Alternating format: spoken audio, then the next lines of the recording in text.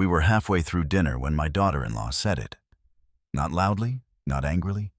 She didn't even bother to look up from her plate. "You're not half the man my father is."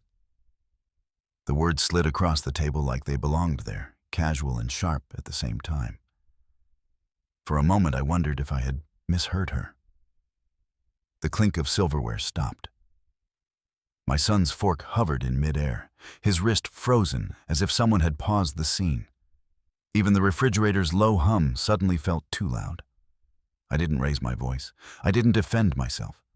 I didn't ask her to repeat it. I smiled.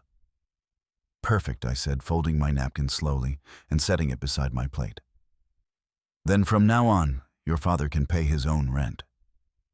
The word rent landed heavier than any insult ever could. My son turned toward me, his face draining of color. His eyes searched mine, confused, unsettled. "Rent?" he asked. "What do you mean?" "Rent." Across the table, my daughter-in-law went very still. She stared at her food as if the answer might be hiding somewhere between the mashed potatoes and the roast chicken. She didn't laugh. She didn't correct me. She didn't say a word. And in that silence, I knew something had finally shifted. People think power comes from yelling, from slamming your hand on the table or storming out of the room. They're wrong. Power comes from knowing the truth and choosing the exact moment to let it breathe. I leaned back in my chair, calm on the outside, steady in a way that surprised even me. The sentence had already done its work. I could see it in my son's eyes, the slow realization that there was a conversation happening he had never been invited into. I didn't rush to explain. I didn't fill the space with justifications or anger. "We'll talk later," I said quietly. Then I picked up my glass, took a sip of water, and let the silence sit where it belonged. Dinner continued in a broken way after that. Someone asked if anyone wanted dessert. No one answered.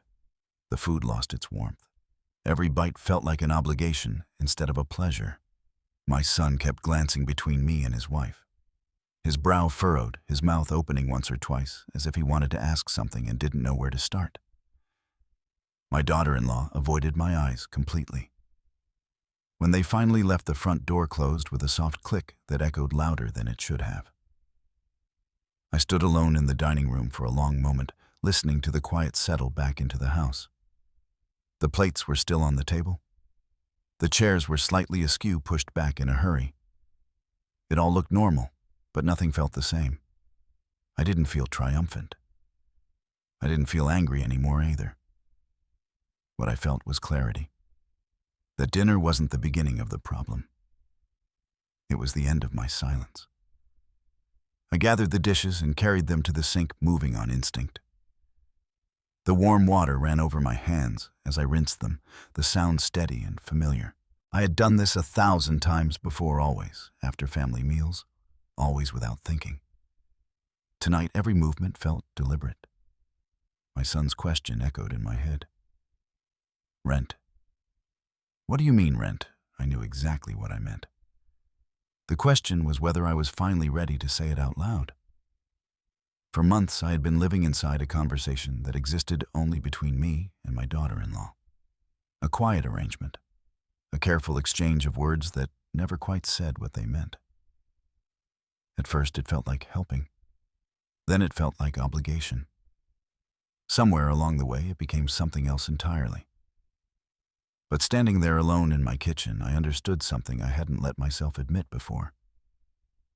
The reason that one sentence hit so hard wasn't because it was clever.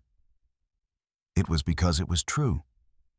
And because truth, once spoken, has a way of rearranging everything around it. I dried my hands and turned off the light over the sink. The house settled again the way it always did at night. The clock on the wall ticked steadily, marking time I could never get back. I thought about all the moments I had chosen. Peace over clarity, silence over discomfort. I had told myself I was protecting my son. I had told myself it wasn't my place. What I hadn't realized was that silence doesn't protect anyone. It only teaches people how far they can go. I sat down at the table again alone this time and looked at the empty chair where my son had been sitting just minutes earlier. He was a good man. I knew that.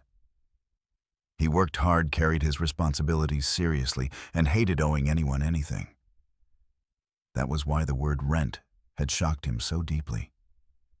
It wasn't just confusion. It was the sudden awareness that something important had been kept from him. I wasn't angry at him. I never had been. If anything, the anger I'd been holding all this time had been turned inward, dulled by routine and rationalization. It was easier to keep paying, easier to stay quiet, easier to tell myself that family was complicated and this was just how things were. But tonight, something in me refused to keep playing that role. I stood and began clearing the rest of the table, stacking plates, wiping down the surface. With each small task, the tension in my chest loosened just a little. I hadn't planned that sentence. I hadn't rehearsed it in front of a mirror or waited for the perfect moment. It had come out because it was ready to come out. Because I was. In the living room, I paused and looked around. The framed photos on the wall, the worn armchair by the window, the quiet order of a life I had built carefully and honestly. I thought about how easily that order had been disturbed not by force, but by assumption. By the belief that I would always say yes, always absorb the cost, always smooth things over. That belief ended tonight. I knew there would be consequences. There always are when you stop pretending. There would be difficult conversations, uncomfortable truths, maybe even distance where there hadn't been before. But for the first time in a long while, the thought didn't scare me. What scared me was the idea of staying silent any longer. I turned off the lights and headed down the hallway, the house dark and quiet behind me. Tomorrow my son would call. I could already picture it, his voice, careful, trying to make sense of something that didn't fit the story he thought he knew. And when he asked, I would tell him. Not everything at once, just the truth plainly without drama. But to understand why that word rent changed everything you need to know who I was before they ever sat at my table.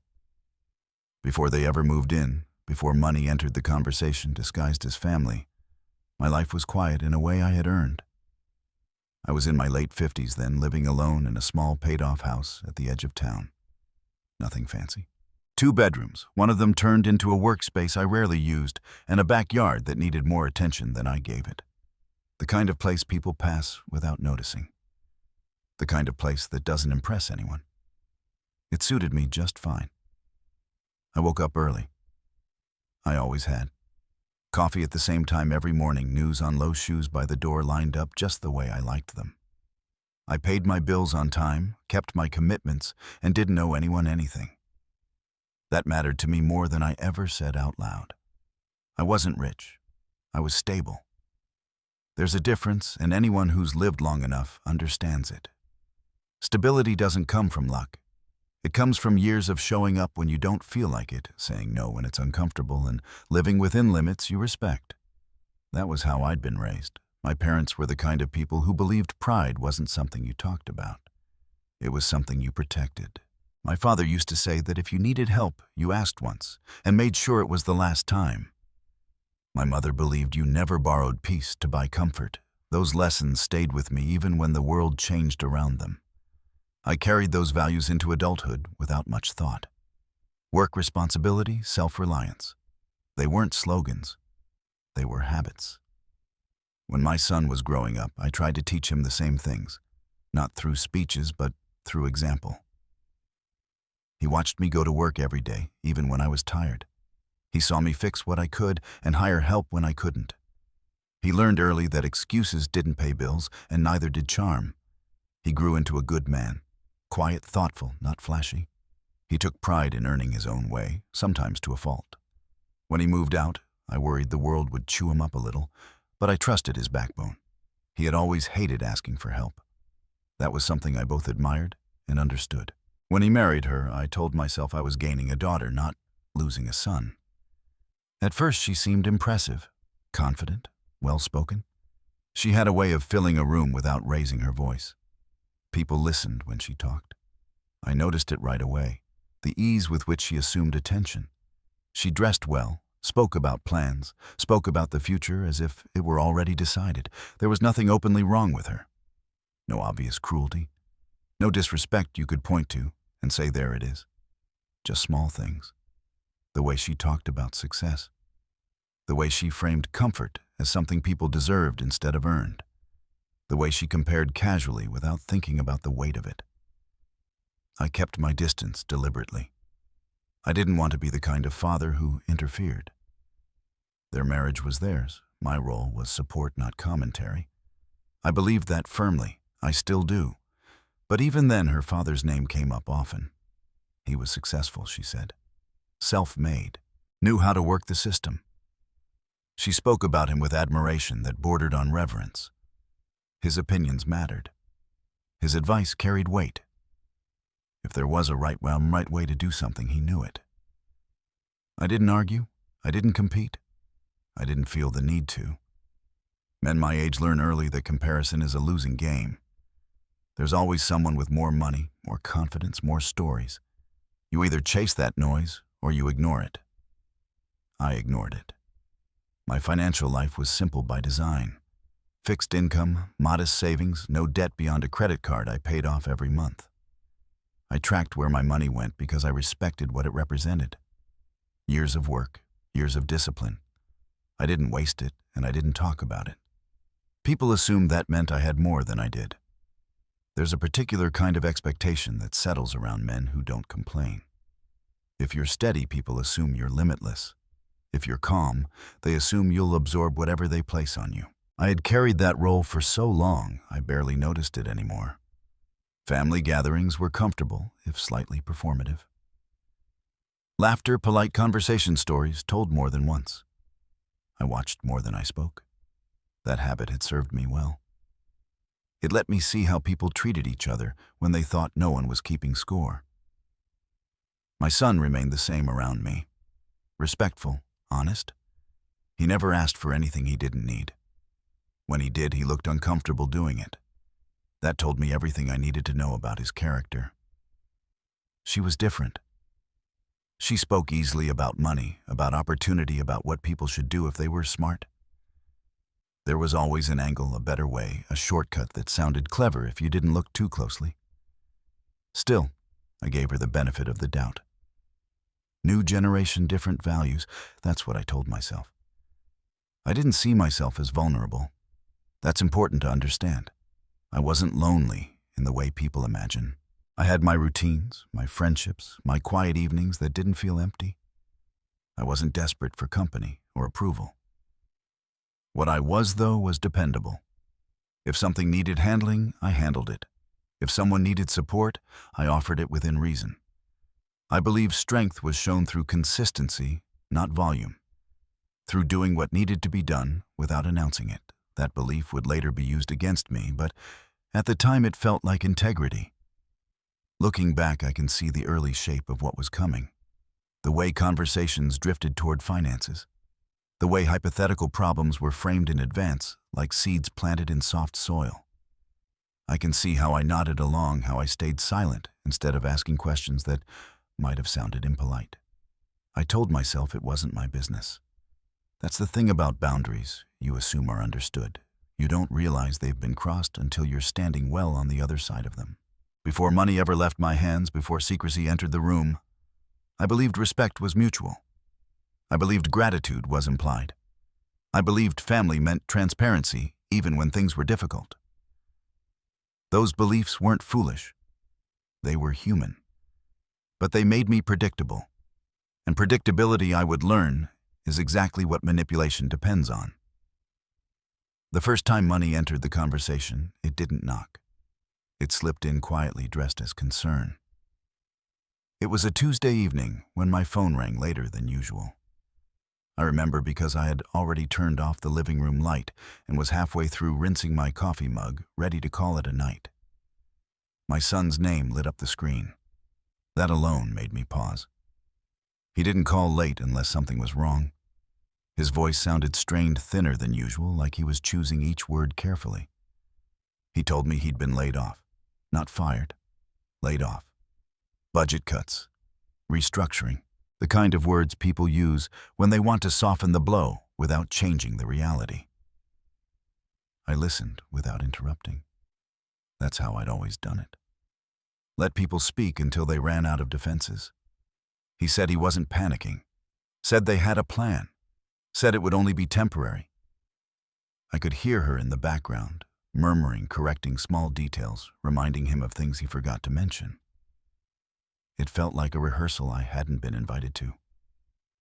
I told him I was sorry. I meant it. Losing work isn't just about money, it's about identity, especially for a man who measures himself by what he provides. I knew that because I'd lived it. Then she took the phone. Her tone shifted immediately. Softer, more emotional. She talked about stress, about timing, about how unfair it all was. She talked about rent, like it was an immovable force, something happening to them, rather than a responsibility they'd chosen. She talked about my son's pride, how he wouldn't accept help easily. That part stuck with me. "He won't ask you," she said, almost apologetically. "I know him. He'd rather struggle than feel like he failed." There was a pause after that. A deliberate one. The kind of silence designed to invite an offer without asking for it outright. I didn't speak right away. I stared at the dark window above my sink, at my reflection, faintly visible in the glass. I thought about what my father would have done, what my mother would have said. I asked how much time they needed.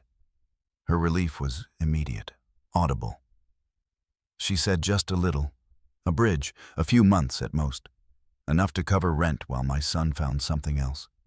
She assured me they were already cutting back, already being responsible. She said her father couldn't help right now.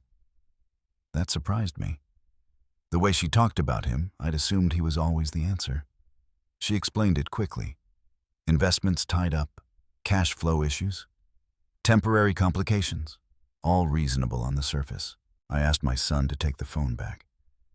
He sounded embarrassed, defensive. He told me I didn't have to do anything, that they'd figure it out, that he didn't want to be a burden. That was the moment I agreed. Not because of her, because of him. I told him I could help for a short time. Just rent, nothing else. And that it would stay between us unless he decided otherwise.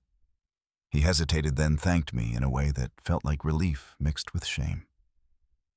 When I hung up, I stood in my kitchen for a long time. The house was quiet, the kind of quiet that makes decisions feel heavier than they are.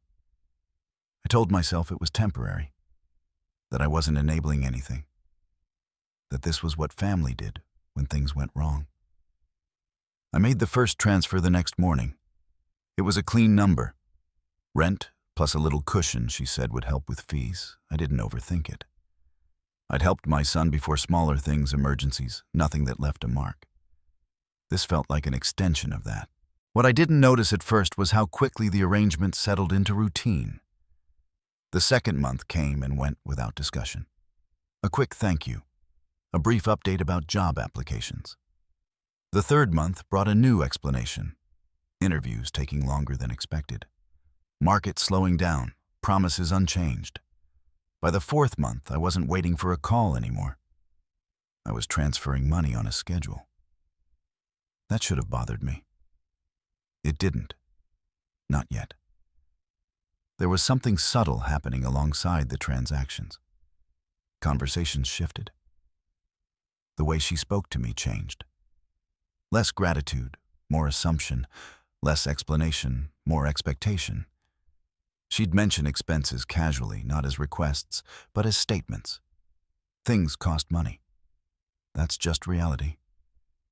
She'd talk about stress in a way that implied my contribution was the solution, not the exception. My son, on the other hand, grew quieter. He never asked for more, never commented on the transfers. He thanked me once, early on, then never mentioned it again. That silence felt respectful at first. Later it would feel like something else entirely.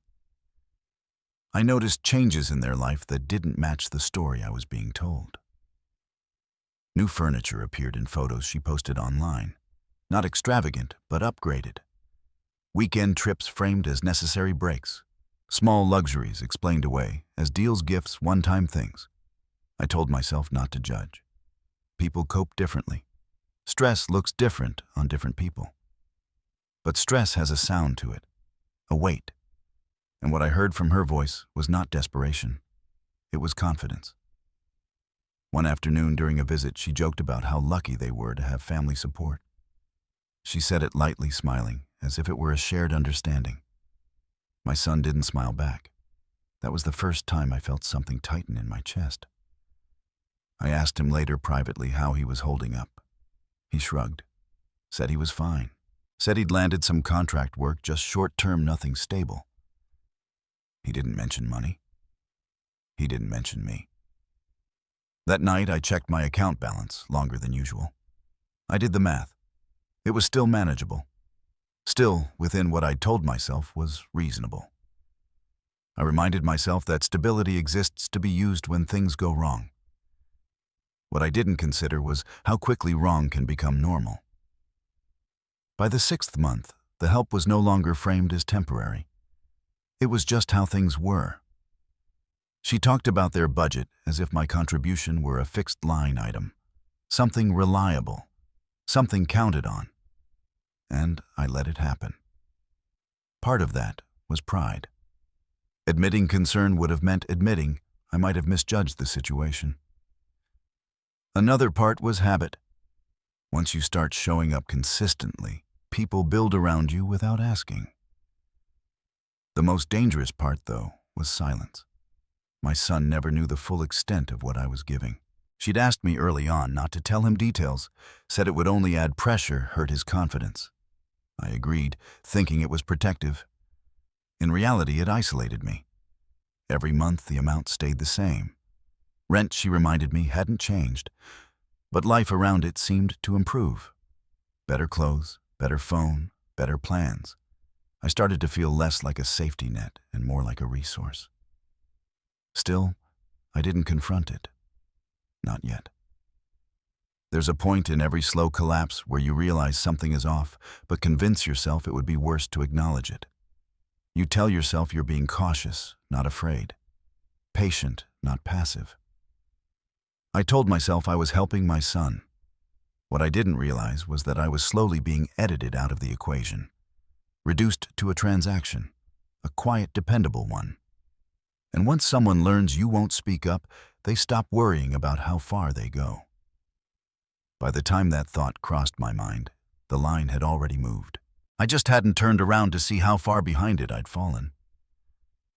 The first time she compared me to her father, I didn't hear it as an insult, not yet. It came out wrapped in conversation, slipped between bites of dinner and polite nods. We were sitting at my table, the same one my husband and I had refinished years ago, the surface worn smooth by decades of use. I'd cooked as usual. Nothing fancy. Food that fills you, not impresses you. She was talking about her father's advice, how he handled things, how he always knew the smart move. She spoke with admiration of the kind that borders on reverence. I listened, nodded, let her talk. People reveal more when you don't interrupt them. He's just practical, she said. He understands money. He doesn't get emotional about it. That was the word she emphasized. Emotional. I smiled politely and asked what she meant. She waved her hand like it was obvious. You know, some people lead with feelings. He leads with results. My son didn't look up from his plate. He was quiet that night. He'd been quiet a lot lately. I told myself she didn't mean anything by it. That it was just pride. Everyone thinks their parent is exceptional. But over the next few weeks, the comparisons multiplied. If I mentioned being careful, she'd counter with how her father took calculated risks. If I suggested patience, she'd say he believed in acting fast. If I questioned a decision, she'd laugh lightly and say, "That's not how my dad would handle it." Each time, it landed a little harder. She never said I was wrong. She didn't have to. She just positioned him as the standard and let me fall short of it on my own. The strange thing was how confidently she spoke about him covering expenses when needed. Not helping. Covering. As if money flowed from him naturally, effortlessly. It didn't match what she'd told me months earlier. So one afternoon, when she was talking about a bill that had come up unexpectedly, I asked carefully why her father wasn't helping this time. She didn't hesitate. He's already doing enough. Enough how? She smiled tight and controlled. That's between me and him. That answer stayed with me. I started paying closer attention after that. Not in an obvious way. Quietly. Observationally. The way you do when something doesn't add up, but you don't yet know why. I noticed how comfortable she was spending money in front of me. Not recklessly, but without the restraint of someone struggling. New shoes appeared. Not designer, but new. Upgraded groceries. Subtle conveniences that cost more than she realized. I noticed how she talked about bills as inconveniences rather than threats. Most of all, I noticed how she talked about my contributions. Not directly. Never with gratitude. Just as part of the background. Like electricity. Always there assumed unremarkable. The next comparison came during a disagreement about timing. I'd suggested waiting before committing to something expensive. She rolled her eyes just slightly and said, "My dad always says hesitation costs more than action." She said it like it was wisdom, not opinion. That night after they left, I sat at my table and replayed the conversation. I didn't feel angry. I felt something colder. Awareness. If her father was so capable, so financially savvy, so involved, why was I the one consistently filling the gaps? I didn't accuse her. I didn't confront her. I did something else instead. I checked my records. Not just the transfers, but the timing, the amounts, the consistency. I lined them up against what I knew of my son's work. His contract payments, his employment updates. Something was off. They weren't desperate. They were comfortable. Maybe not wealthy, but stable enough that my role didn't make sense anymore. Unless my role wasn't what I thought it was. The next time she praised her father, she did it with an edge. "He wouldn't let anyone take advantage of him," she said, glancing at me briefly before looking away. He knows where the line is. That was when it clicked. This wasn't admiration. It was positioning.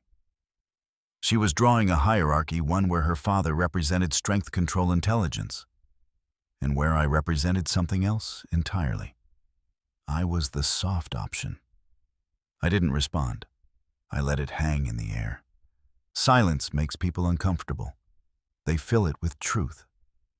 She added almost defensively, "I mean, not everyone has the same instincts." I smiled and changed the subject. That night I couldn't sleep. I kept hearing her words the way she'd said them. The confidence. The lack of hesitation. The assumption that I would absorb it quietly. I thought about my son. About how little he spoke when she talked about money. About how he deferred to her father's supposed wisdom without question. I wondered what else I didn't know. The next week I ran into her father by accident. A grocery store mid-morning. I almost didn't recognize him at first. He was older than I'd expected, dressed neatly, confidently. He greeted me like nothing was wrong. We made small talk, polite, surface level. Then he said something that froze me in place. "Glad you've been able to help them out," he said casually, reaching for a cart. I asked him what he meant. He blinked, genuinely confused. "You know, with everything." I asked him to clarify. He shrugged. "Things are tight sometimes. Happens. But they're smart. They know how to manage support." "Support?" I asked him if he'd been helping financially. He laughed. Not kindly, not cruelly, just dismissively. "I raised my daughter to stand on her own," he said. "She doesn't need me bailing her out." I felt my chest tighten. I didn't argue. I didn't reveal anything. I thanked him for his time and walked away, my cart. Empty, my hands shaking. In that moment, the entire picture shifted. The man she praised. The man she held up as the model. The man she implied was handling things better than I ever could. He wasn't contributing at all. I sat in my car for a long time after that, just breathing, letting the realization settle. This wasn't misunderstanding.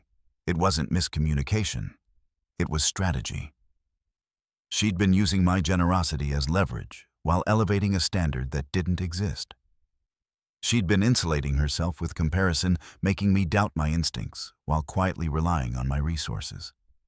And she'd done it confidently because she didn't believe I would push back.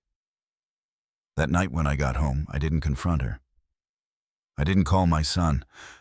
I did something far more important. I stopped transferring money automatically. Not permanently, not yet. I paused. I wanted to see what would happen when the certainty disappeared. 2 days later, my phone rang. Her tone was different this time, sharper, less controlled. She asked if everything was okay, if there had been a delay, if something had gone wrong with my account. I told her I was reviewing my finances. There was a beat of silence on the line. Then she said carefully, "My father wouldn't hesitate if family needed him." I smiled to myself. That was the moment I knew exactly what this was about, and exactly how I was going to handle it. I told her I needed time, that I'd let her know. She didn't argue. She couldn't. Not without revealing too much. When the call ended, I sat back and felt something I hadn't felt in months. Control. For the first time since the money entered the conversation, I wasn't reacting. I was observing, measuring, planning. She thought comparison was power. She was about to learn what quiet patience could do. Because the next time she brought up her father, the next time she drew that line between us, I wouldn't deflect it. I would step over it. And I would let her watch exactly what happened when the soft option stopped being available. The silence didn't last long. 3 days after I paused the transfer, she showed up at my door without calling first. That alone told me everything I needed to know. People who feel secure don't rush. People who sense a threat do. She stood on my porch with that practiced look of concern, lips pressed together, brows drawn just enough to signal worry without panic. She asked if I was feeling okay, if everything was all right, if I'd gotten her message. I invited her in. I watched her eyes move as she stepped inside, taking in the room the way she always did. Not as a guest, but as someone assessing space. She sat down without being offered a chair, crossed her legs, smoothed her jacket. She didn't ask how I was, not really. She asked about the transfer. I told her I was reviewing my finances, that some things had changed, that I needed to be more careful. Her jaw tightened. Just a fraction. She said she understood, said it made sense, said times were uncertain for everyone. Then she leaned back and said something that made my stomach turn. "My father always says clarity is kindness." I waited. She continued, "If you're not able to help anymore, we just need to know, so we can make other arrangements." Arrangements. I asked what kind. She hesitated, then said maybe her father could step in more. Maybe they'd downsize, maybe they'd adjust. She said it like a list she'd rehearsed but didn't believe in. I asked her if her father had offered. She looked away. Just for a second. "He believes people should handle their responsibilities," she said. I nodded. So do I. That was the first time I saw irritation flash across her face. Not anger. Irritation. Like she'd expected a different response and hadn't planned for this one. She reminded me gently of everything they were dealing with. The stress, the pressure, my son's pride, the importance of stability. She spoke as if she were explaining something to a child. I let her finish. Then I asked her a simple question. "How long did you plan for this to last?" She blinked. "What do you mean?" "The help," I said. "How long did you expect it to continue?" She laughed lightly. "Until things improve." "They have improved," I said. "Haven't they?" She opened her mouth, closed it, then said, Not enough. That answer told me more than any bank statement ever could. She wasn't desperate. She was entitled. I told her I would think about it, that I wasn't making any decisions that day. She stood up abruptly, thanked me, told me she hoped I'd come around. As she reached the door, she turned and said something that finally stripped away the pretense. My father would never put family in this position. I smiled. That night I didn't sleep. But not because I was anxious, because I was finally seeing clearly. I pulled out every record I had, every transfer, every message, every vague explanation she'd given over the months. I laid them out chronologically, like evidence, because that's what they were. I noticed patterns I'd ignored before, requests that coincided with purchases, emergencies that lined up with weekends away, timing that was too neat to be coincidence. I wasn't angry yet. Anger clouds judgment. What I felt was resolve. The next morning I called my son. He sounded tired, distracted. He asked how I was before I could ask how he was. That told me he sensed something, even if he didn't know what. I asked him how things were going financially. He hesitated, then said they were okay, not great, but manageable. I asked him what manageable meant. He listed numbers, rent, bills, groceries. He didn't mention my contribution, not once. I asked him if he knew how much help I'd been giving. Silence. Then he said, "Some. I know you've helped." How much, I asked. Another pause. I don't know the exact amount, he admitted. She handles most of that. That was the moment something inside me hardened. I didn't correct him, not yet. I told him I needed to talk to him soon. In person. He agreed. When I hung up, I felt a strange calm settle over me. The kind that comes when you stop hoping someone will do the right thing on their own and accept that you'll have to force the truth into the light. I didn't resume the transfers. 2 weeks passed.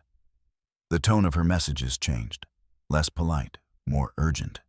She asked if I'd decided, if I'd forgotten, if I was upset with her. I responded briefly. I needed time. On the 15th day, she sent a message that ended any lingering doubt I had about her intentions. "We're counting on you," she wrote. "Please don't put us in a position where we have to ask my father." There it was, the threat disguised as guilt. She wanted me afraid of being replaced, afraid of being seen as less generous, afraid of comparison. Instead, I felt something else entirely. I felt insulted, because she still believed I didn't know. That weekend, my son came over alone. He looked older than he had months ago, tired in a way that went beyond work stress. He sat at my table, the same one I'd sat at when I first agreed to help, and rubbed his hands together like he was cold.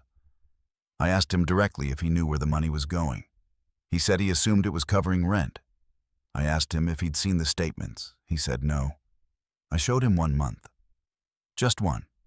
The amount, the date. He frowned. Said he didn't realize it was that much. I asked him if he'd ever asked. He shook his head. I asked him why. He looked down. She said it was handled. That answer nearly broke my heart. I didn't show him everything. Not yet. I told him I needed him to trust me, that there were things he didn't know, that I was going to address it. He nodded. He trusted me. That trust felt heavy. When he left, I sat alone and understood something important. This wasn't just about money. It was about control, about who decided what was normal, about who carried the burden quietly while someone else rewrote the story. She thought she was clever. She thought comparison made her powerful. She thought silence meant weakness. What she didn't understand was that I'd been quiet not because I was afraid to speak, but because I was waiting for the moment when speaking would matter. And that moment was getting closer. Very soon she was going to say the wrong thing in front of the wrong person. And when she did, I wouldn't raise my voice. I wouldn't argue. I would smile. And I would let her father finally carry exactly what she'd been so eager to hand me. The invitation came wrapped in normalcy. A family dinner. Nothing formal. Just a quiet evening, she said. A chance to reset, to talk things through, to get everyone on the same page. She suggested my place, of course. Neutral ground, familiar, safe. I agreed immediately. Not because I wanted peace, but because I knew exactly what she expected to happen. She expected reassurance. She expected me to fold, to resume the transfers quietly, to pretend the pause had been a misunderstanding. She expected the setting to soften me. Memories, shared food, the comfort of routine. What she didn't expect was that I'd already decided this dinner would be the end of pretending. I spent the afternoon cooking the way I always had, steady and deliberate. Familiar dishes, nothing extravagant. Food that said family without saying forgiveness. As I worked, I replayed months of conversations in my head, fitting pieces together, seeing the pattern clearly for the first time. This wasn't a mistake she'd made. It was a system she'd built. They arrived on time. My son looked relieved, like he believed this was going to fix something. She looked composed, polished, ready. Her father came too. That surprised me, though it shouldn't have. She liked an audience when she felt confident, and she believed his presence would tip the scales in her favor. He greeted me warmly, shook my hand like a man who assumed he was welcome everywhere. He complimented the house, the food, my generosity. He said it casually, without weight, like it was an established fact. We sat down. For a while it was pleasant. Small talk, updates, stories about work. My son relaxed. She smiled easily. Her father held court, offering opinions, advice, observations. He spoke with the certainty of someone used to being deferred to. Then she brought it up. Not directly. Never directly. She talked about how difficult the last few weeks had been, about uncertainty, about how important support systems were when families faced challenges. She glanced at me when she said it, then looked away, as if she were being careful not to pressure me. Her father nodded along. "Family steps up," he said. "That's how it works?" I smiled. I asked him if that had always been his philosophy. He said of course. Said he'd taught his children to be resilient, to know when to lean on others and when to stand alone.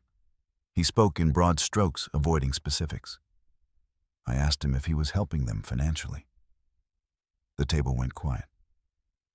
My son looked between us, confused. She stiffened. Her father chuckled. "They haven't asked." I let that sit for a moment. Then I asked if he'd offered. He shook his head. "I believe in self-reliance." There it was. She jumped in quickly, smoothing the moment. Said he'd helped in other ways, advice, connections, emotional support. She framed it as equally valuable. I nodded again. Then I asked her calmly why she'd told me months earlier that her father couldn't help because his money was tied up. Her eyes flicked to him, then back to me. "I don't remember saying that," she said. I didn't argue. I didn't raise my voice. I simply reached into my bag and pulled out my phone. I read the message aloud, word for word. The color drained from her face. Her father frowned, asked what this was about, said there must be some confusion. I told him there wasn't. I told him I'd been covering their rent for months, that it hadn't been a small amount, that it hadn't been temporary, that it had been assumed, expected, relied upon. My son stared at me. "Rent?" he asked. "What rent?" That was the moment everything cracked. She turned to him, started to speak, stopped, tried again. Her father shifted in his chair, suddenly less relaxed. I explained. Slowly, clearly. Numbers, dates, frequency. I didn't dramatize it. I didn't accuse. I laid it out like a ledger. My son's face changed as he listened. Confusion first, then shock, then something deeper, heavier. "You told me it was handled," he said to her quietly. She said she'd meant to explain, that she didn't want to stress him, that she was protecting him. I asked her how lying protected anyone. Her father cleared his throat. Said this was getting uncomfortable. Said perhaps we should take a break. I shook my head. "No," I said, "we should finish." I turned to him. I told him that since his daughter believed he was such a superior example of financial responsibility, I'd decided to step back and let him lead by example. He laughed. A short, disbelieving sound. I told him I'd stop the transfers, that I wouldn't be resuming them, that from this point forward any financial support would be his responsibility. The silence was absolute. My son looked at him, then at her, then back at me. Her father's expression hardened. He said it wasn't his obligation, that his daughter was an adult, that this wasn't his problem.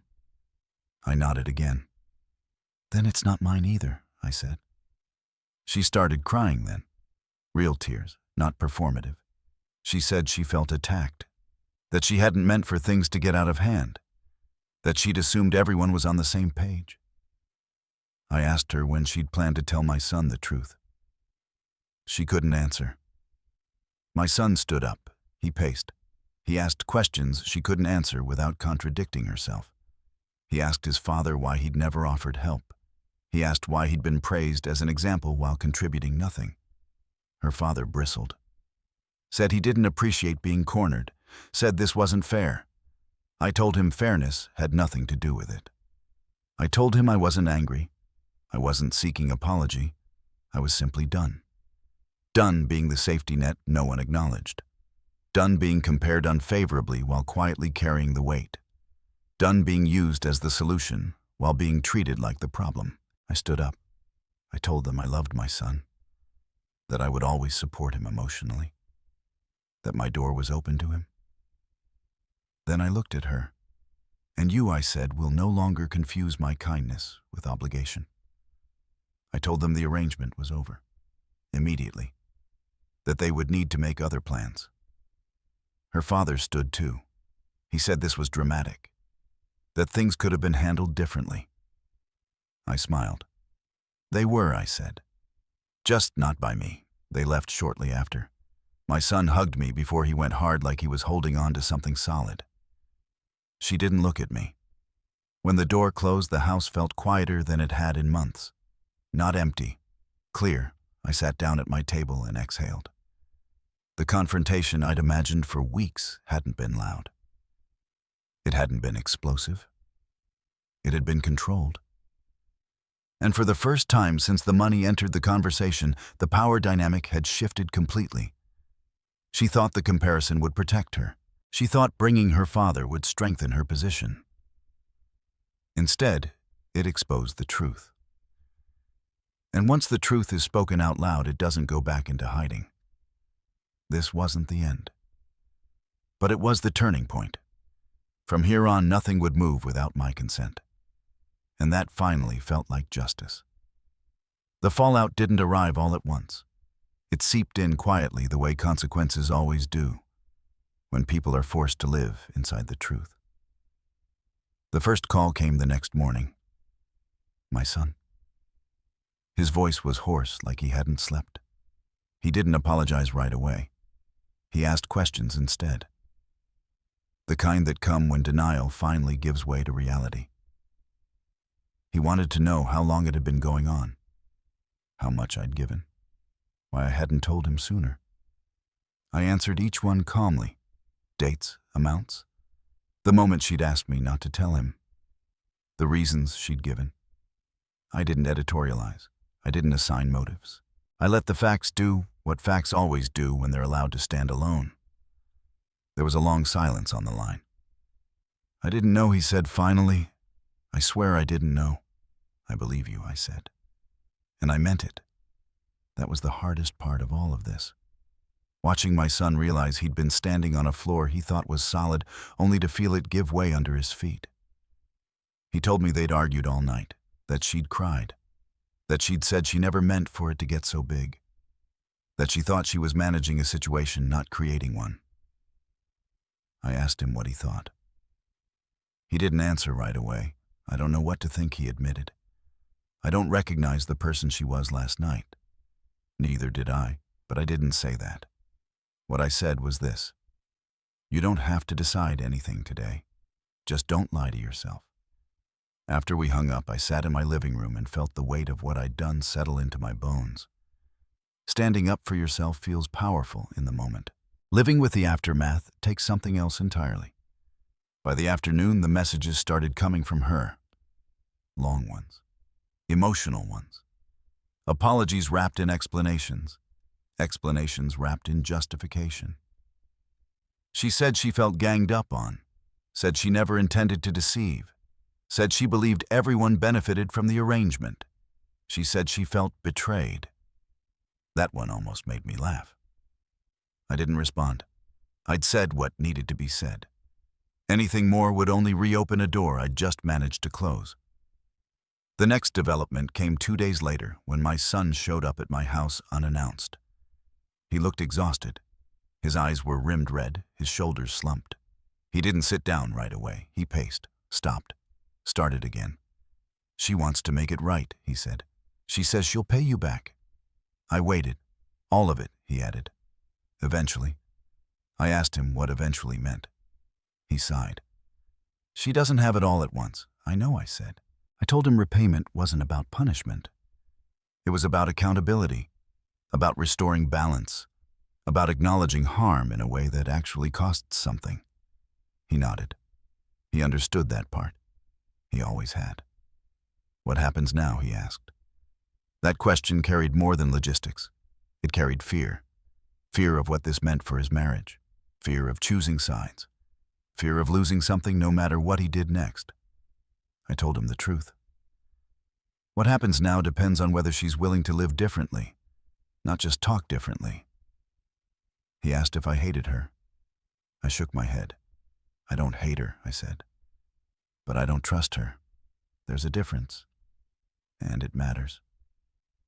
He stayed for dinner that night, just the two of us. We ate quietly like we used to when he was a teenager, and something had gone wrong, but neither of us knew how to talk about it yet. Before he left, he hugged me, hard, longer than usual. "I'm sorry," he said again. "I know," I said. The following week brought a different kind of confrontation. Her father called me. No greeting, no small talk.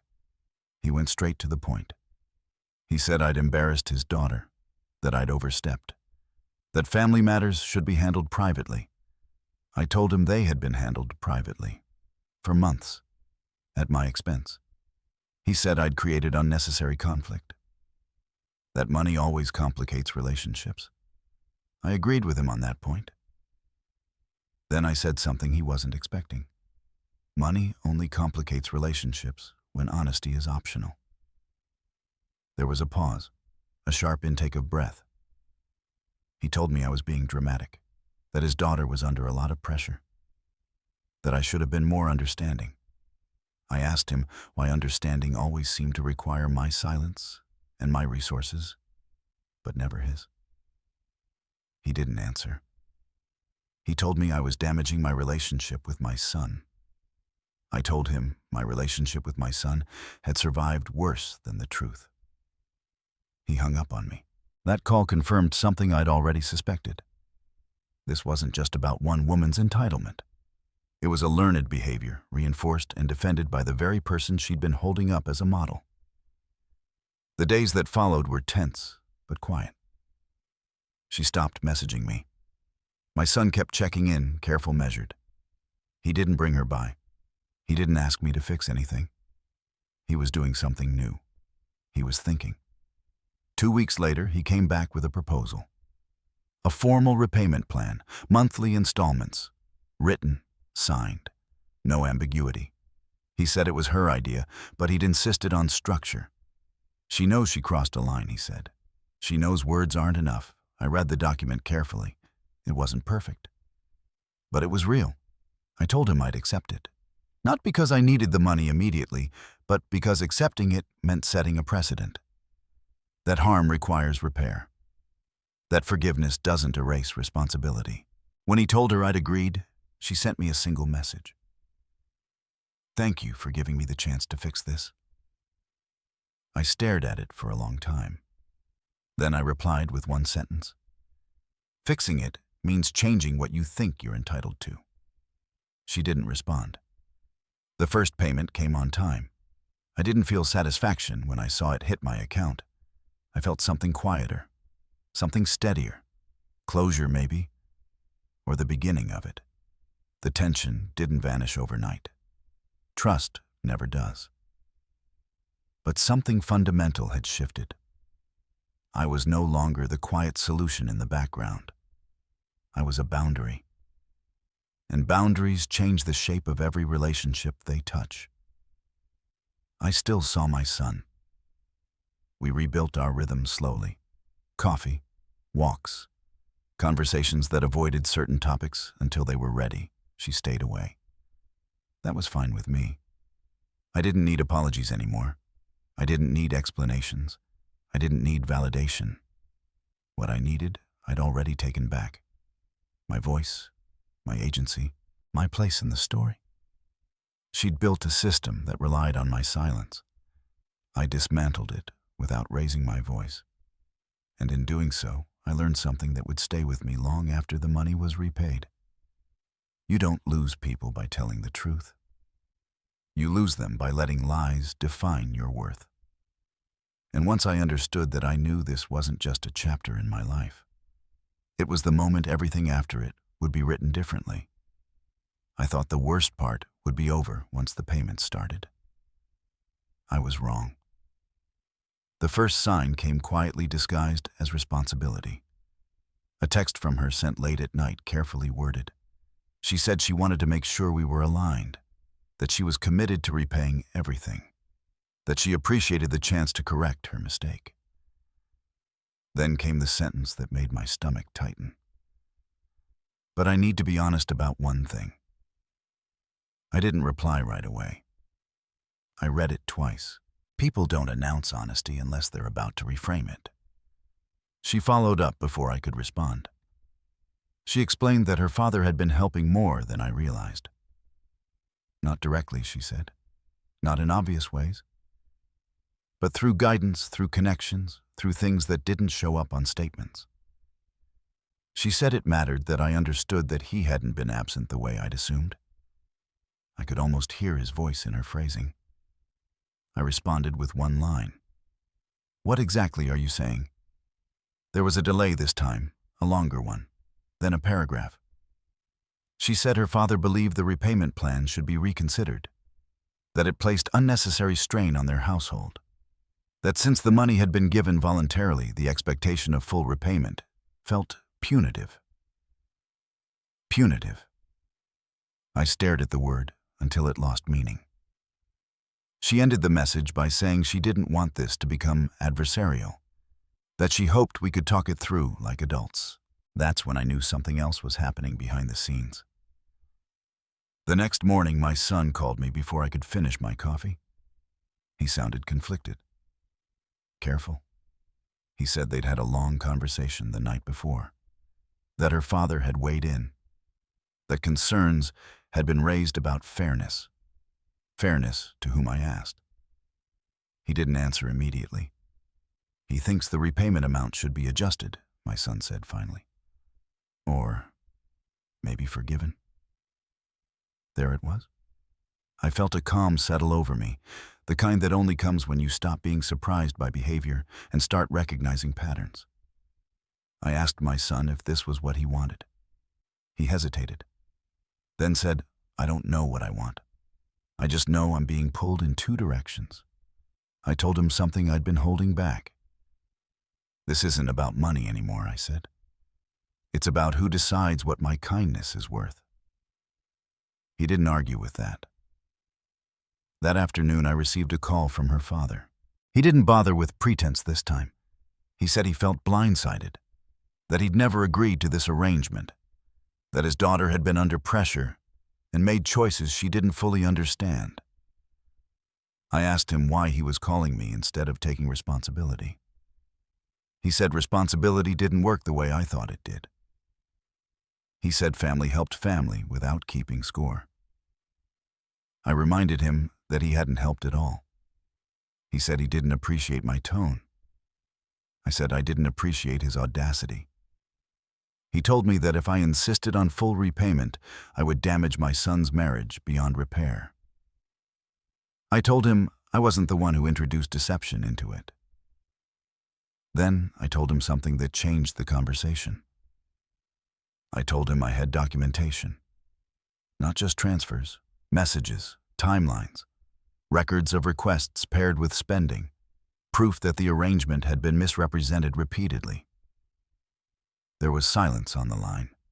I told him I didn't want conflict. I wanted resolution. But resolution required acknowledgement, not revision. He said he'd need to speak with his daughter. I told him that was wise. When the call ended, I sat very still. This was the pivot point. Up until now, they'd hoped to negotiate quietly, to soften the outcome, to rely on emotional leverage where financial leverage had failed.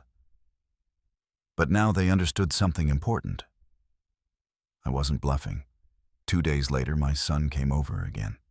This time he brought paperwork. Updated terms, a revised repayment schedule. Slightly longer, but firm. No language about forgiveness. No appeals to emotion, just structure. She agreed, he said. After a lot of discussion. I read it carefully. What changed, I asked. He looked tired. She realized her father wasn't going to fix this for her. That told me more than he realized. I signed. Not because I was satisfied, but because I was finished negotiating. That night, I thought about everything that had happened since the first transfer. How easily concern becomes obligation. How quickly generosity becomes expectation. How confidently people rewrite your role when you don't define it yourself. A week later, something unexpected happened. My son called and asked if he could come alone. Not to talk about money, not to talk about her. Just to sit. We sat in my living room in silence for a while. The kind of silence that isn't awkward because it's earned. Then he spoke. I didn't realize how much I'd let her father define things he said. What strength looks like. What leadership looks like. I thought questioning it meant weakness. I nodded. He said he was starting to see that real strength didn't come from avoiding discomfort. It came from facing it. I should have protected you, he said quietly. I shook my head. You didn't know you needed to. He looked at me, then really looked at me. I know now. That mattered more than any payment. Over the next month, the money came consistently. On time. No commentary, no explanation. The tone of her messages changed too. Shorter, more formal, less manipulative. She'd stopped trying to steer the narrative and focused on meeting the terms. Her father disappeared from the conversation entirely. That silence told me he'd lost interest once he realized he couldn't control the outcome. I didn't celebrate that. I noted it. Because people who withdraw when they lose leverage tend to resurface when they think they've found a new angle. But I was ready now. The dynamic had shifted permanently. I wasn't reacting anymore. I was responding, on my terms. One evening, as I balanced my checkbook, I realized something else had changed. I wasn't checking the balance with anxiety anymore. I was checking it with clarity. The money mattered, yes. But what mattered more was that I no longer felt confused about my place in my own life. I wasn't the fallback. I wasn't the comparison. I wasn't the silent solution. I was the line. And once a line is drawn clearly enough, people either respect it or reveal exactly who they are. They had revealed themselves. Now all that was left was to decide what I would do with that knowledge. And for the first time in a long time, that decision belonged entirely to me. Distance changes things. Once the money stopped defining every interaction, the silence between us grew wider, but clearer. My son still called, still checked in, still showed up when he could, but the rhythm was different, more deliberate, less automatic. Like he was learning how to exist without someone else narrating his choices for him. She stayed away. At first I told myself that was temporary. Embarrassment, pride, the natural recoil that comes after exposure. But weeks passed and her absence settled into something more permanent. I didn't miss her. That realization surprised me. What I missed, I realized, wasn't her presence. It was the version of myself I'd been trying to protect while she was around. The quieter one. The one who measured every word. The one who worried about keeping the peace. Without her, my house felt different. Lighter. Not because of what was gone, but because of what no longer had to be managed. My son noticed it too. One afternoon he came over unexpectedly, carrying nothing but a paper bag from a coffee shop. He set it on the counter, poured himself a cup, and leaned against the sink like he used to when he was younger. "You seem calmer," he said. "I am," I replied. He nodded. "I think I am too. Just still sorting." I let him talk. About work. About the pressure he hadn't realized he'd been under. About the way he'd learned to defer instead of decide. He admitted something that stuck with me. "I think I confused peace with silence," he said. "I thought as long as no one was arguing, everything was fine." I didn't correct him. I didn't tell him I'd done the same thing once. Some lessons land harder when you arrive at them alone. The first real test came a few weeks later. A message from her. Longer than the recent ones. Carefully composed. She said she wanted to talk, in person. No agenda, no discussion of money, just a conversation. I read it twice. Then I told my son about it.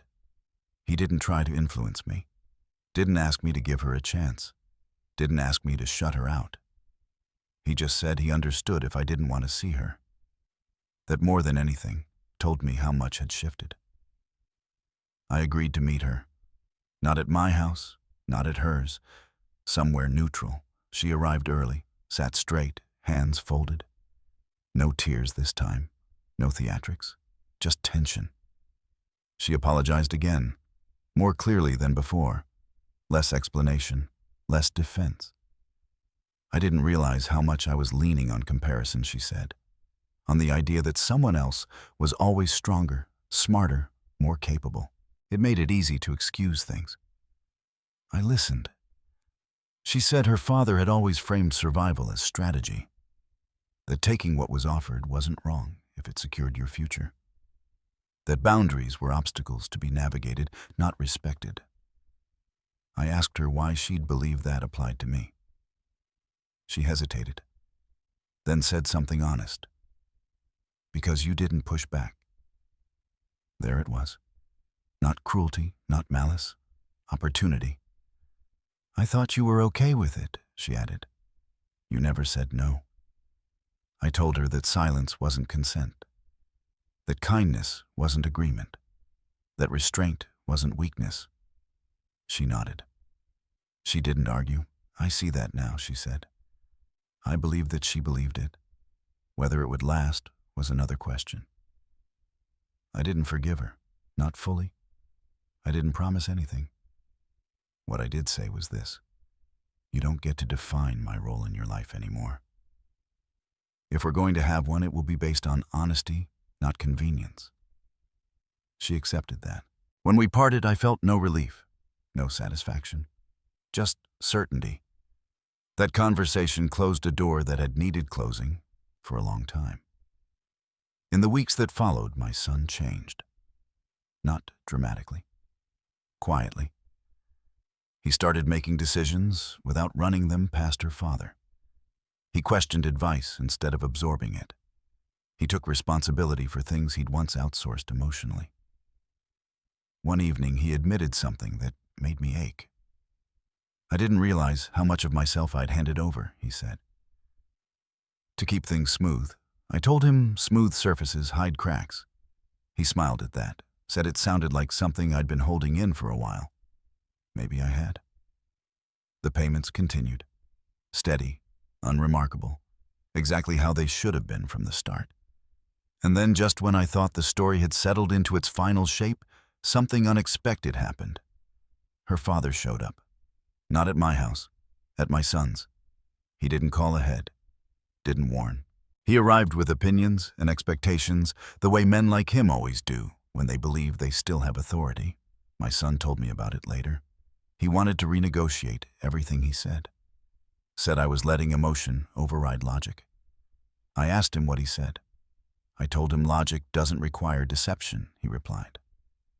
And strength doesn't need someone else to stay quiet. I closed my eyes when he said that. He'd learned. Not because I taught him, because he'd lived the cost of not learning sooner. Her father hadn't taken it well.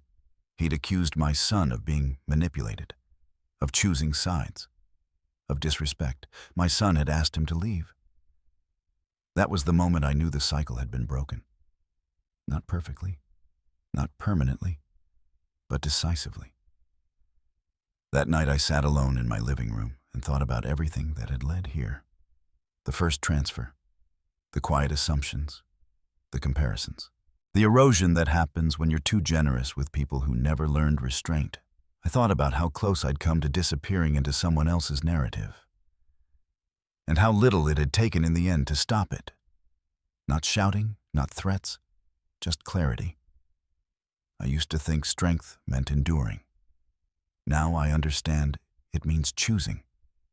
Choosing when to help, when to step back, when to speak, when to stop explaining. Choosing yourself even when it disappoints people who benefited from your silence. The final test was still coming. I could feel it. The moment where all the lessons would either hold or collapse. But for the first time, I wasn't bracing for impact. I was ready. Because whatever came next, it wouldn't catch me quiet, confused, or alone. And that made all the difference. The call came on a Sunday morning, the kind that usually means nothing urgent and everything important. My son didn't waste time easing into it. He asked if I was free that afternoon. Said there was something he needed me to hear directly, not over the phone. His voice was steady, but underneath it I heard resolve, the kind that comes after a decision has already been made.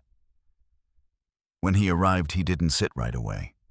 He stood near the window, hands in his pockets, staring out at the yard like he used to when he was younger and trying to work something out in his head. She told me everything he said finally. I waited. Not just about the money, about the way she talked to you, compared you, used my father-in-law as a measuring stick. He turned toward me then. I didn't know how bad it was. I told him he didn't need to defend himself, that I wasn't keeping score. I am, he said quietly, for myself. He sat down across from me, leaned forward, elbows on his knees.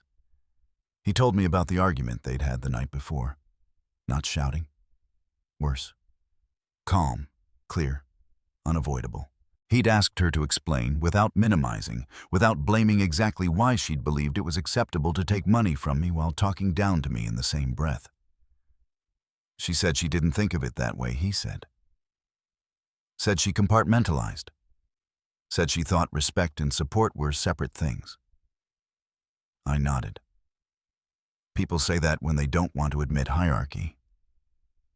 He told me he'd asked her a question that stopped the conversation cold. If my father had done this to your mother, he'd asked, would you have defended him? She hadn't answered. She couldn't, he said, because she knew the answer. I felt something loosen in my chest then. Not relief. Recognition. She cried, he continued. Said she was raised to believe survival meant leverage. That if someone offered, you took it. That refusing help was pride, not integrity. I asked him what he said. I told her, I don't want to live like that, he said. I don't want my life built on who I can lean on the hardest. I want it built on what I can stand on myself. That was when he told me. He was asking her to move out. Not as punishment, not as revenge, as space. She's going to stay with a friend for a while, he said. We're not separating, not yet. But I can't keep pretending this didn't change the way I see her. I didn't tell him what to do. I didn't praise him. I didn't warn him. I just listened. He told me he felt guilty, that he worried he was overreacting, that maybe everyone had faults, and this was just one more to work through. I told him something I'd learned late in life. Faults are human, I said. Patterns are choices. He nodded slowly. Before he left, he asked me something that surprised me. Do you think I'm weak for needing this space? I looked at my son, grown and exhausted and finally honest with himself. No, I said. I think you're strong for not numbing yourself to what hurts. The house felt different after he left. Not heavier, quieter in a way that felt intentional. That night I got a message from her. Not long, not dramatic. She said she understood why he needed space, that she didn't agree with everything he'd said, but she respected his right to say it. She said she hoped time would soften things. I didn't reply. There was nothing left to clarify. The following weeks unfolded slowly. She moved out. Not far. Close enough to keep routines intact, distant enough to feel the separation. The repayment continued methodical and consistent. My son didn't bring her up unless I asked, and when I did, he spoke carefully without bitterness or defense. He was observing her the way I had once observed her, watching for alignment between words and actions. I recognized that posture. It's what happens when trust breaks and you're deciding whether it can be rebuilt. One evening he came over with takeout, and we ate in front of the television like we used to when he was in college. Halfway through the meal he said something I hadn't expected. "I'm angry," he said. Not just at her, at myself. I asked why. "Because I didn't notice," he said. "I didn't see how easily I let someone else define strength for me, how I mistook confidence for correctness." I told him anger could be useful if you don't let it turn inward. He smiled faintly. "You sound like you've had practice." I had. A month passed, then another. She started therapy, he told me. Not because he demanded it, but because she said she needed to understand why she'd learned to treat generosity like a resource to be managed instead of a relationship to be honored. Her father tried to intervene once more. A call, an argument, an attempt to reassert authority. My son ended it quickly. "This is between us," he told him. "Not you." That was the last time he mentioned him. The real turning point came unexpectedly.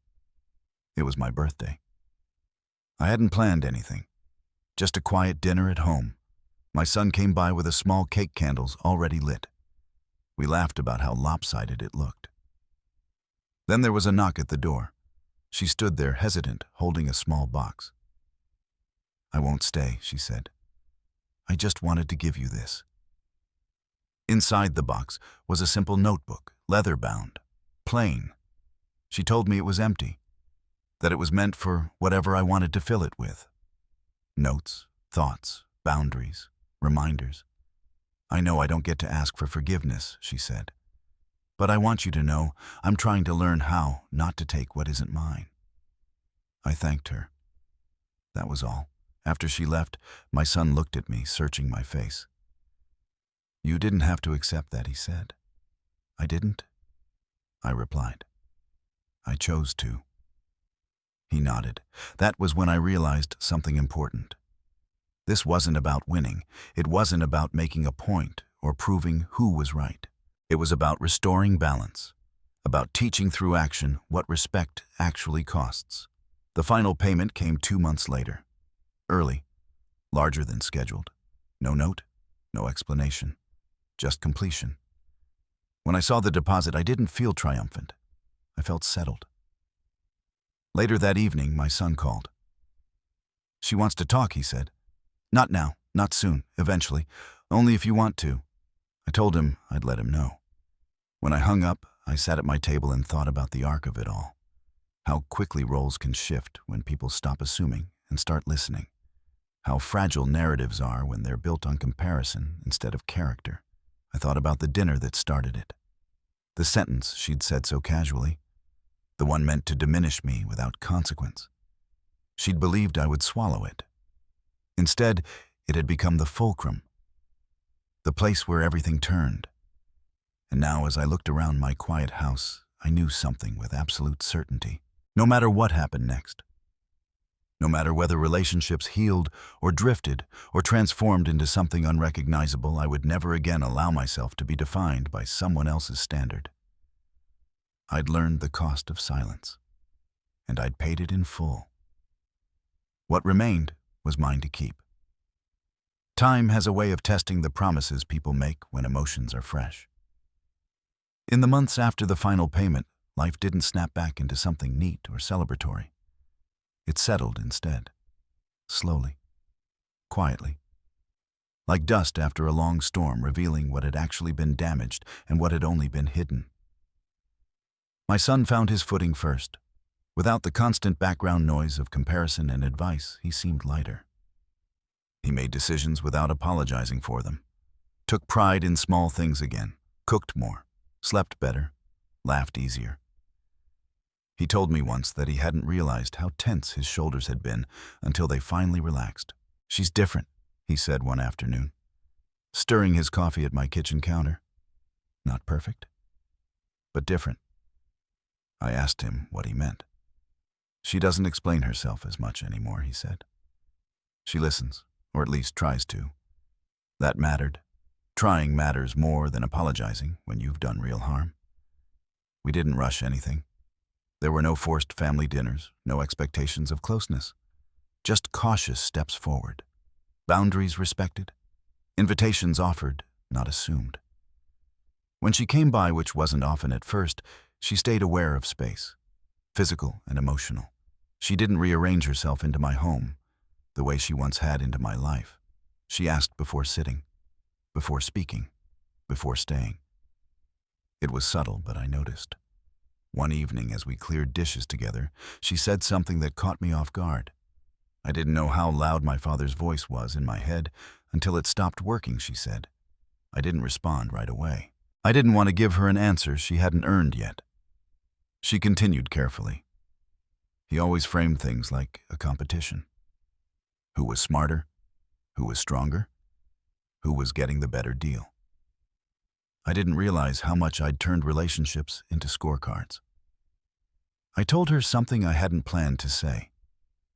People who grow up believing love has to be earned often confuse it with leverage. Her eyes filled, but she didn't cry. She nodded instead.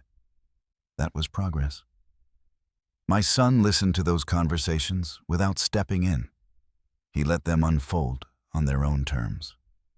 That told me he was learning too, learning not to manage the emotions of others at the expense of his own integrity. The real test came when her father tried again. He reached out to my son not to apologize, but to reassert relevance, offered advice, opinions, solutions to problems that hadn't been asked about. This time, my son didn't argue. He didn't defend. He thanked him for his concern and ended the call. When he told me about it, I felt something close to pride. Not because he'd rejected someone, but because he'd chosen himself without drama. She didn't push back. Not when he told her, not later. She simply accepted that boundary as part of the cost of rebuilding something she'd helped fracture. That acceptance spoke louder than any promise she'd made. We found a rhythm eventually, not the old one, not the one where I was expected to absorb discomfort quietly for the sake of peace. A new one, slower, more intentional, less sentimental, more honest. I stopped bracing myself before interactions, stopped scanning conversations for hidden agendas. That vigilance had been exhausting, and I hadn't realized how deeply it had settled into my body. One night after they left, I stood in my living room and noticed something surprising. I felt safe. Not because everything was resolved, but because nothing was being hidden anymore. That safety came with clarity.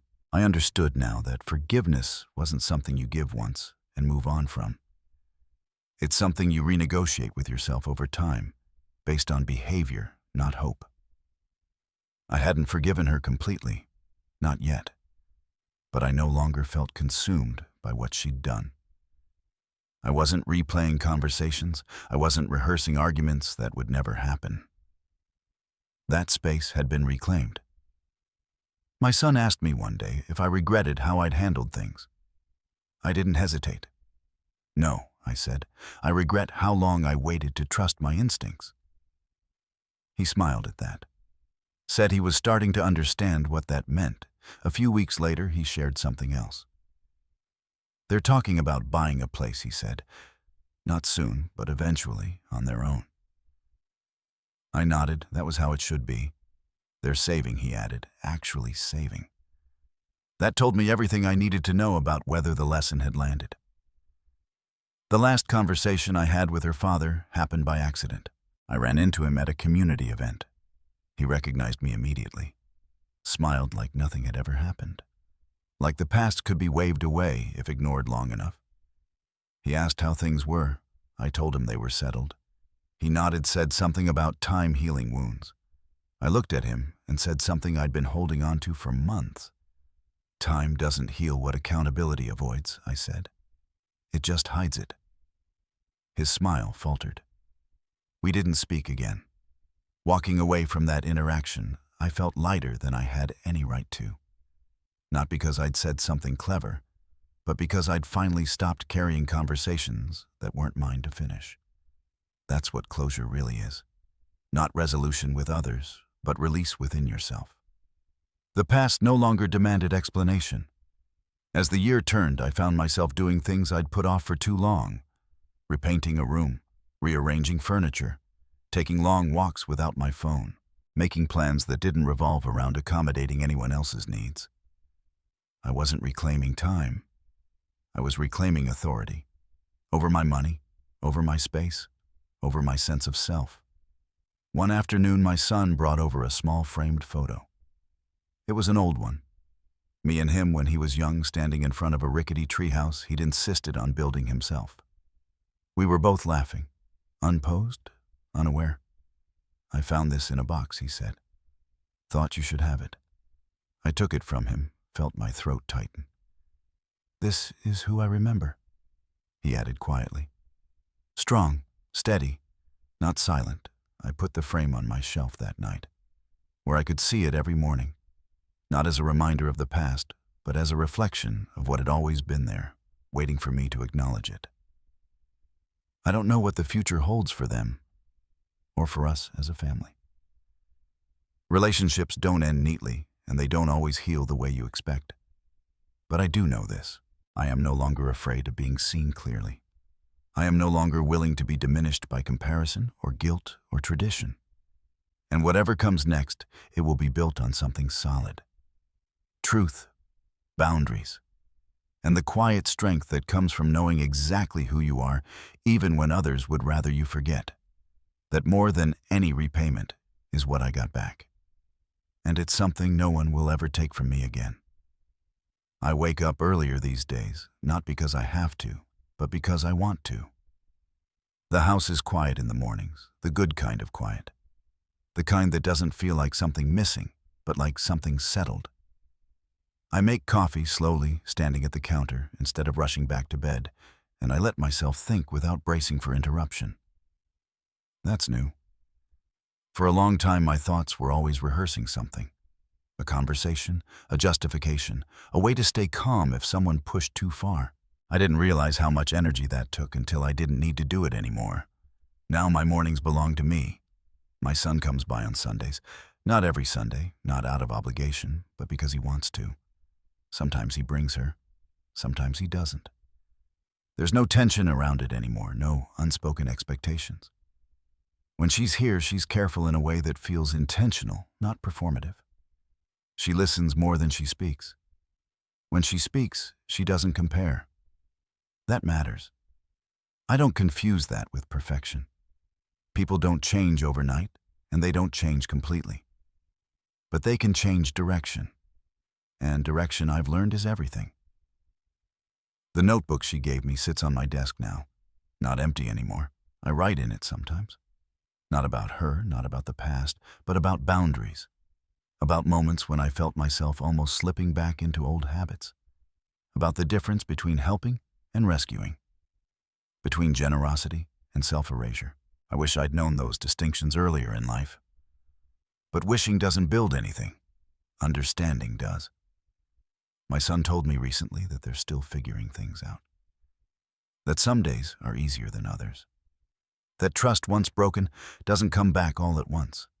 It shows up in small, fragile pieces. I told him that's how it should be.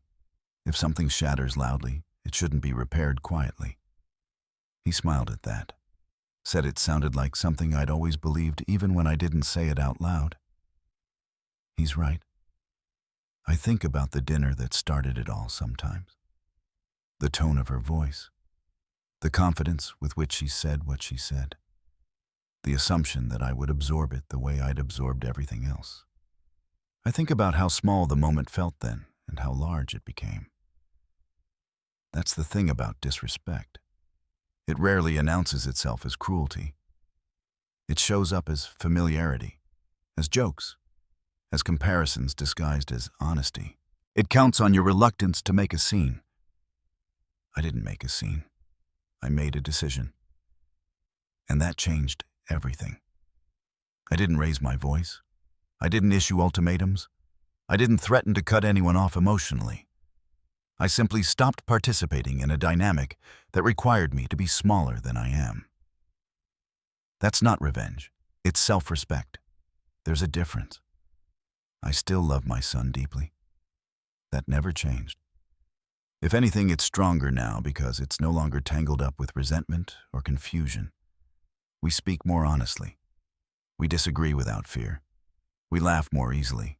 He told me once that watching me stand my ground gave him permission to do the same in his own life. That may be the most meaningful thing to come out of all of this. Because legacies aren't built on money. They're built on examples. I don't know what the future holds for his marriage. I don't pretend to. That's not my role. What I do know is that whatever happens, it will happen in the open, without secrets, without silent sacrifices made in the name of keeping the peace. Peace that costs you your voice isn't peace at all. If you're listening to this and something in it feels familiar, I want you to hear this part clearly. You are not selfish for noticing patterns that hurt you. You are not cruel for setting limits on what you give. And you are not weak for expecting respect from the people who benefit most from your kindness. Sometimes the most powerful thing you can do is stop explaining yourself to people who never planned to understand you. If this story resonated with you, if you've ever been put in a position where your generosity was mistaken for obligation, I'd love to hear your thoughts in the comments. Where are you listening from? What part of this story stayed with you? And if you want to hear more stories like this, stories about reclaiming your voice, your dignity, and your place in your own life, stay here. Like the video, subscribe to the channel, and choose what to watch next on the screen. Because the quiet kind of strength is worth telling, and you never know who needs to hear it next.